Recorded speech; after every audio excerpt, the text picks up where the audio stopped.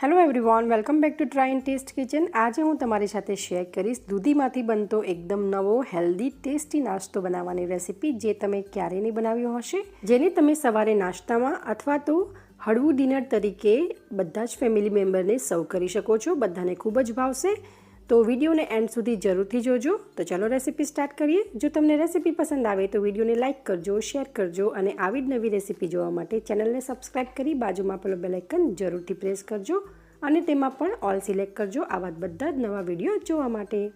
તો અહીંયા મેં દૂધીનો એક નાનો ટુકડો લીધો છે, એની છાલ કાઢી લીધી છે। હવે આપણે એક મિક્સિંગ બાઉલ લઈશું અને દૂધીને આપણે ગ્રેટ કરી લઈશું ગ્રેટરથી। ધ્યાનમાં રાખવાનું, આપણે જે બહારનો ભાગ છે એ જ ગ્રેટ કરવાનો છે, અંદર જે બીવાળો ભાગ છે એને આપણે યુઝ નથી કરવાનો। તો તમે જોઈ શકો છો કે અહીંયા મેં દૂધીને ખમણી લીધી છે, આઉટર ભાગ બધો જ મેં ગ્રેટરથી ગ્રેટ કરી લીધો છે। ખમણીમાં જે પણ દૂધી ચોટી હોય આપણે એને પણ લઈ લેવાની છે। ત્યારબાદ અહીંયા મેં એક બટેટાને છાલ કાઢીને પાણીમાં રાખી દીધું હતું જેથી કાળું ન પડે। હવે આપણે બટેટાને પણ દૂધીની જેમ જ ખમણી લેવાનું છે। જો તમારે બટેટું યુઝ ના કરવું હોય તો તમે દૂધીની ક્વોન્ટિટીને ડબલ કરી શકો છો, એટલે કે મેં એક નાનો ટુકડો લીધો તો એની જગ્યાએ તમારે 2 નાના ટુકડા લઈ લેવા અને એને તમારે ખમણી લેવા। પણ અહીંયા બટેટાનો ટેસ્ટ દૂધી સાથે ખૂબ જ સરસ આવે છે એટલે મેં એક બટેટુનો યુઝ કર્યો છે। તો તમે જોઈ શકો છો કે બટેટું આપણું ખમણાઈ ગયું છે। હવે આપણે એક મીડિયમ સાઇઝની એકદમ ઝીણી સમારેલી ડુંગળી ઉમેરીશું અને સાથે એક ઝીણું સમારેલું ટામેટું આપણે ઉમેરીશું। આની સિવાય તમારી પાસે કોઈ બીજા વેજીટેબલ્સ હોય, કેપ્સિકમ, સ્વીટ કોર્ન, એ પણ તમે યુઝ કરી શકો છો। હવે આપણે થોડી ધાણાભાજી અને અડધી ચમચી જેટલો અજમો હાથથી ક્રશ કરી આ રીતે ઉમેરી દેવાનો છે અને થોડું અડધી ચમચી જેટલું લાલ મરચું ઉમેરીશું। લાલ મરચુંની જગ્યાએ તમે લીલું મરચું ઝીણું સમારીને પણ ઉમેરી શકો છો। સ્વાદ અનુસાર મીઠું ઉમેરીશું અને બાઇન્ડિંગ માટે આપણે 3 ચમચી બેસન ઉમેરીશું। જરૂરિયાત લાગે તો આગળ આપણે ઉમેરીશું, પણ અહીંયા હું હમણાં 3 ચમચી જ ઉમેરું છું। હવે આપણે બધું જ એકદમ બરોબર મિક્સ કરી લેવાનું છે। ધ્યાનમાં રાખવાનું છે કે દૂધી અને બટેટામાં બેમાં પાણી હોય છે, એટલે પાણી આપણે બિલકુલ યુઝ નથી કરવાનું। પાણીનો યુઝ કર્યા વગર જ આપણે બેટર તૈયાર કરવાનું છે। મને અહીંયા બેસન થોડું ઓછું લાગે છે તો 1 ચમચી વધુ ઉમેરી મિક્સ કરી દઈશું। તો અહીંયા મેં 4 ચમચી બેસનનો યુઝ કર્યો છે, તમને રિક્વાયરમેન્ટ લાગે તો તમે વધુ એડ કરી શકો છો। તો આપણું એકદમ પરફેક્ટ બેટર બનીને તૈયાર થઈ ગયું છે। હવે આપણે એના પુડલા બનાવીશું।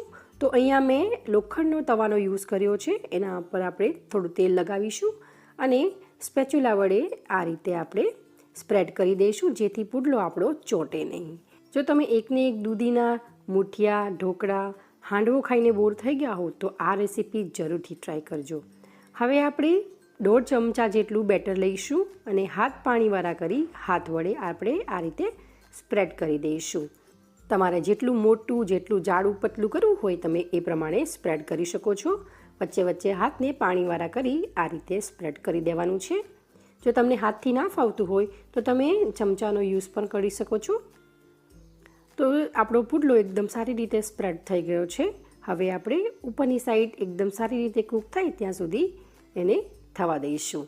તમે જોઈ શકો છો કે ઉપરનું જે બેટર છે એ ડ્રાય થઈ ગયું છે, તો આપણે થોડું તેલ લગાવીશું બધી બાજુ અને પુડલાની સાઈડને આપણે ચેન્જ કરી દઈશું। પુડલાની ઉપરની સાઈડ એકદમ સરસ ડ્રાય થવા દેવી, ત્યારબાદ જ ચેન્જ કરવું, અધરવાઇઝ પુડલો તૂટી જશે। હવે આપણે એવી જ રીતે બીજી બાજુ પણ થોડું તેલ અપ્લાય કરી દઈશું અને ગેસની ફ્લેમ લો રાખી બીજી બાજુ પણ આપણે એકદમ પરફેક્ટલી કૂક થાય ત્યાં સુધી થવા દેવાનો છે। અહીંયા મેં લોખંડના તવાનો યુઝ કર્યો છે, મારે તેલ થોડું વધારે એડ કરવું પડે છે। જો તમારે તેલ ઓછું યુઝ કરવું હોય કાં તો યુઝ જ ના કરવું હોય તો તમે નોનસ્ટિક તવાનો યુઝ કરી શકો છો પુડલા બનાવવા માટે। તો આપણે પુડલાની સાઈડને ચેન્જ કરતાં કરતાં બંને બાજુથી એકદમ સરસ આપણો પુડલો થઈ જાય ત્યાં સુધી શેકી લેવાનો છે। તો આપણો પુડલો બે બાજુથી શેકાઈને તૈયાર થઈ ગયો છે। એવી જ રીતે આપણે હવે બીજો પુડલો પણ બનાવીને તૈયાર કરી લઈશું, એકદમ આસાનીથી, સરળ રીતે અને એકદમ ટેસ્ટી, હેલ્ધી એવો આ આપણો પુડલો બનીને તૈયાર થઈ જાય છે। તમને આ રેસીપી કેવી લાગી એ મને કમેન્ટ કરી જરૂરથી જણાવજો અને જો તમને રેસીપી પસંદ આવી હોય તો વિડીયોને લાઇક કરવાનું ભૂલશો નહીં।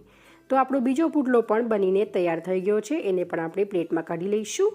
આવી જ રીતે આપણે બીજા બધા જ પુડલા બનાવીને તૈયાર કરી લઈશું. તો ગરમા ગરમ પુડલાને આપણે સર્વિંગ પ્લેટમાં સર્વ કરી લઈશું. પુડલાને તમે દહીં અથવા તો ટોમેટો કેચઅપ ગ્રીન ચટણી સાથે સર્વ કરી શકો છો. તમે પણ એકવાર આ રીતે ઘરે જરૂરથી બનાવજો અને કેવો બને છે તમારા ફીડબેક મને કમેન્ટ કરી જરૂરથી જણાવજો. જો તમને આ રેસીપી પસંદ આવી હોય તો વિડીયોને લાઇક કરજો, શેર કરજો અને આવી જ નવી રેસીપી જોવા માટે મારી ચેનલને સબસ્ક્રાઈબ કરવાનું ભૂલશો નહીં.